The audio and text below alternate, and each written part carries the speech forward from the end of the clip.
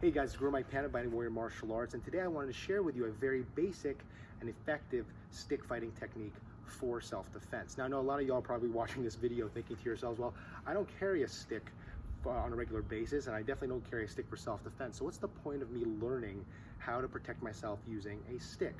Well, in today's video, I want to show you why that is, and I actually want to share with you a very basic technique that you can utilize and learn in a very short amount of time. Okay, now the reason why I want to cover specifically a stick fighting technique this week is because sticks are a very natural weapon. It's a primal weapon. Okay, ever since human beings have been on this earth, they've been using weapons, okay, namely pointed, sharp objects like blades and knives, as well as clubs and sticks. These are things that have been around since the dawn of man. Okay, so we want to make sure that we learn how to use these weapons because these are very natural weapons to utilize. They're ever present in our environment. I challenge you to find a place that does not have some kind of blunt object that you can use in self-defense. I don't care where you are in the world. I don't care what country you're in. You can find something that has a relatively solid weight and heft to it to protect yourself. So it doesn't have to be obviously a stick like this. It could be perhaps a tree branch on the ground that's sturdy enough to protect yourself with. It could be a pool cue. It could be, again, a piece of rebar or something like that. Regardless of where you're at, you can find some type of blunt object to protect yourself with, which is why I want to share this particular technique with you. And that technique is the roof block to the angle one.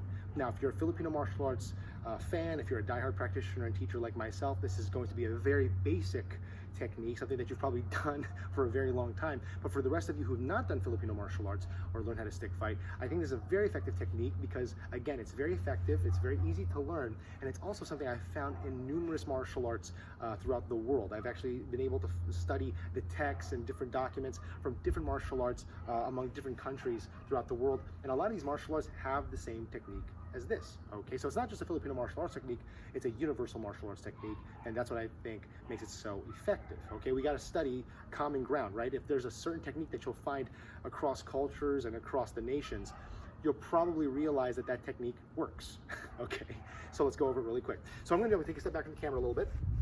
I'm going to be in my fighting stance. Okay, now if you guys can see me from here, all right, my right foot's in front, my stick's in front of me. I want to keep my left hand by my chest and by my face, kind of like a boxer. I'm basically breaking down and bending my knees down to make sure that I have a stance in balance, okay?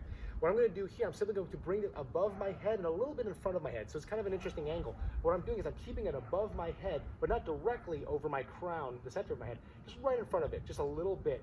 All right, and I'm just going to keep it right here for now. Okay, so again, from the front view, it's going to look just like this. I'm going to take my weapon, and I'm going to bring it straight above my head, but just slightly in front of it.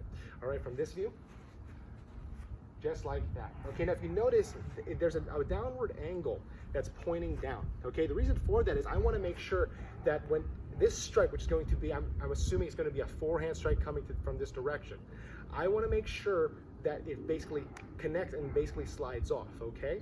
What makes the roof block very effective, one, it's super easy to learn, but there's very multiple variations I can utilize with it. So one of the variations I can do, I can either keep it above my head and use what we call a checking hand to counter the hand this way.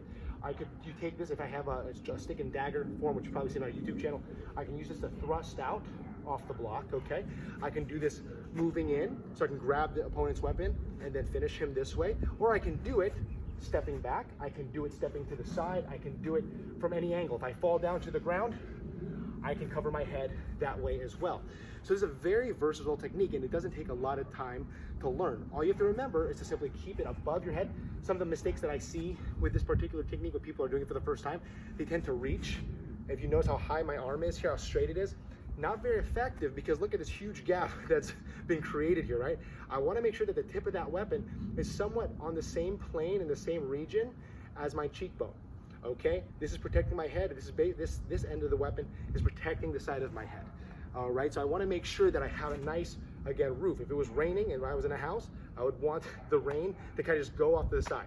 Same thing with a stick strike, right? If that strike is coming down, I want to make sure that I'm bringing it back down, okay, on that side.